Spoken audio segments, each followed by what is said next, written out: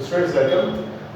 In this part of class 12th chemical kinetics, we are going to discuss the second, the types of rate of reaction and the two numericals based on this. Let us begin now. What are the types of reaction? Rate of reaction. It is the average rate and instantaneous rate. What is the average rate of reaction? First of all, the symbol of average rate is delta x upon delta t. That means we are going to consider some changes in concentration as well as some changes in time. What is the definition? Rate of the change of concentration of either reactant, R is the symbol of reactant, or product, P is the symbol of product. Okay? So rate of the change of concentration of either reactant or product in given time interval. That means you are given a time interval, let's say from 5th second to 10th second. Let's say from 6th second to 10th second, means 10 second, 10 minute, 5 minute, 4 minute, इनका आपको एक time interval में जो rate change हुई उस पूरे को हमें एक साथ कंसीडर करना है. पक्का? So I am giving you two graphs of this. One graph is representing decreasing concentration of reactant, पक्का? And the second graph is showing increasing concentration of product. So this is the decreasing concentration of reactant. This is 0 time, this is time 1, this is time 2. At time 1 the concentration of reactant is, let's say, x1. At time 2 the concentration of reactant is x2. So rate average कैसे find करेंगे? Minus, because it is reactant, x2 minus x1. Beta change is always find out by subtracting initial concentration from final concentration. Got it? So final concentration at T2 time is x2, initial concentration at T1 time is x1. तो final minus initial delta x आ गया divided by T2 minus T1 और delta R और delta T. Can I call it as कि बेटा ये delta x है और बेटा ये delta T. Got it or not? Product के लिए लेते हैं. This is the continuously increasing concentration of product at T1 time. At T2 time हमने दो टाइम सेलेक्ट कर लिए.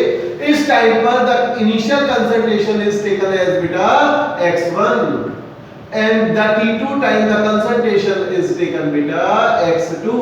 So what is the change in the concentration? I hope समझ में आ गया होगा. And what is the change in the time बच्चों? Delta T. बेटे बट यहाँ पर product concentration है, product में हम माइनस नहीं लेते. Now the concentration, final concentration is x2. Initial concentration is x1 minus t1, t2 minus t1. Got it? So delta R क्यों आया? Because change in the concentration of reactant. Minus sign क्यों लिया बच्चों? अगर मैं reactant concentration देखूं, initial ज्यादा होगी बेटा, final कम होगी.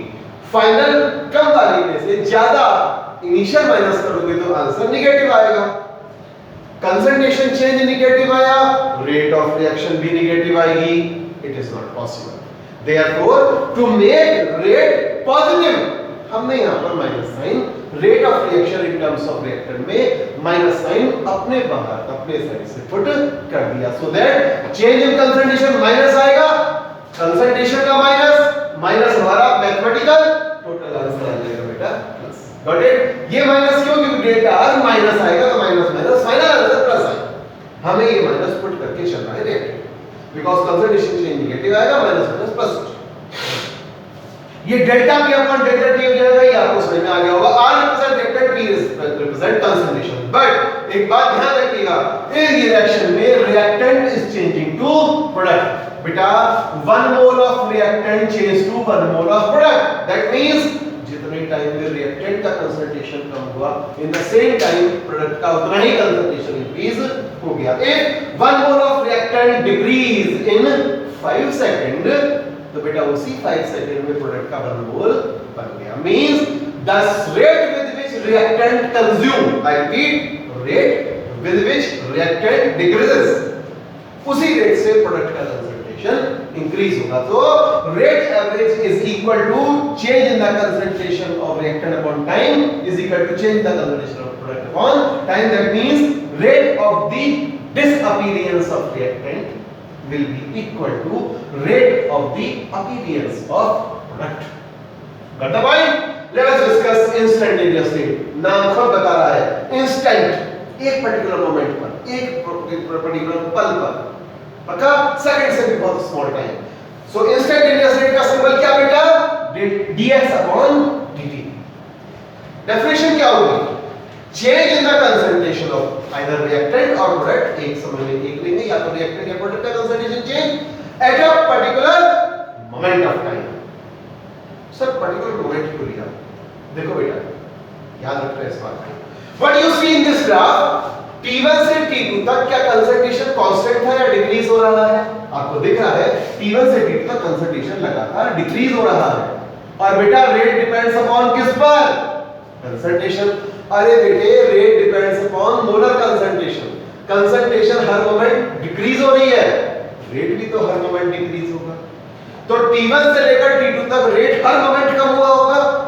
तो बेटा ये जो हमने एवरेज रेट निकाली, ये इस पूरे टाइम इंटरवल में जो अलग अलग रेट थी उनका एवरेज दिया ना। आई रिपीट, आप मेरठ से दिल्ली गए, आपको 2 घंटे लगे, आप एक कांस्टेंट स्पीड से तो नहीं गए होंगे बेटा।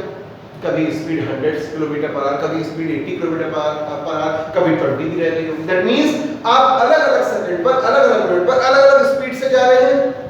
आप दिल्ली पहुंच गए, उसके बाद आपसे किसी ने पूछा भाई क्या स्पीड से आया, क्या आप उसे हर सेकंड का हिसाब दोगे या फिर एक एवरेज रेट बता दोगे? एवरेज रेट बताओगे।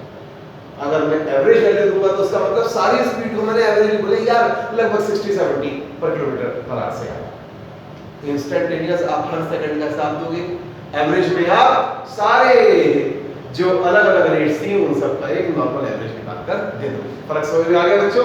सो इंस्टेंटेनियस रेट हर मोमेंट पर आपको रेट बताता है। गॉट द पॉइंट और नॉट? ये हमारा पॉइंट है। So for a reaction reactant converts to product, instantaneous rate कैसे निकालेंगे बेटा? इंस्टेंटेनियस रेट आप लोग निकालेंगे dr upon dt। d stands for you all know, very very small change. Product के लिए क्या आएगा? dp upon dt, very small change in concentration and very small change in time. आपका बेटे आगे इस पॉइंट पर अगर हम देखें ध्यान से, देखो बेटा, this is the time, this is the concentration. हमें इस पॉइंट पर रेट निकालना है, इंस्टेंटेनियस रेट निकालना चाह रहे हैं, तो हम इस पर एक टेंजेंट डाल देंगे। You understand the point? क्या डाल देंगे बेटा? टेंजेंट। ओरिजिन से ये जो पॉइंट आया ओए, ये हुआ हमारा कंसंट्रेशन चेंज, और OB ये टाइम है बेटा, इस पर्टिकुलर मोमेंट पे ये आया OB, तो बेटा ये हमारी इंस्टेंटेनियस रेट।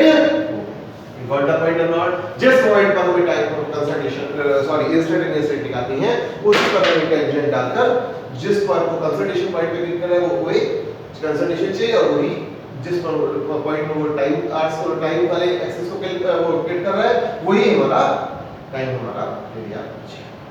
अब कुछ क्वेश्चन सॉल्व करते हैं। Now you understand why instantaneous rate is preferred over average rate. बेटा इंस्टेंटेनियस रेट हर मोमेंट पर रेट बताएगी, एक्यूरेट वैल्यू देगी। इस रेट टाइम पर इतनी, इस टाइम पर इतनी, अगले टाइम पर इतनी, अगले टाइम पर उतनी।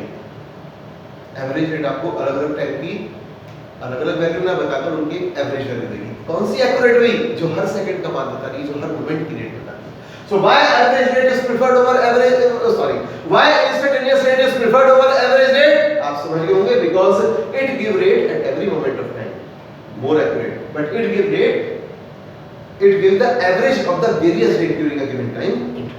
Next question देखते हैं. For a reaction R going to be, the concentration of R change from this to this. बेटा initial ये final. In 25 minutes calculate average rate. तो बेटा average rate कैसे निकालेंगे? R average is equal to minus, because reactant concentration there are. Final concentration x2 minus x1 upon delta t time. तो बेटा कैसे निकालें? minus 0.02 minus 0.03 divided by 25. मेरे ख्याल से आप समझ गए होंगे आंसर कैसे निकालना है। बच्चों ये माइनस 0 पॉइंट बनाएगा और ये माइनस माइनस टोटल कितना हो जाएगा बेटा? प्लस हो जाएगा उस केस में। अब हम क्या क्वेश्चन करने जा रहे हैं?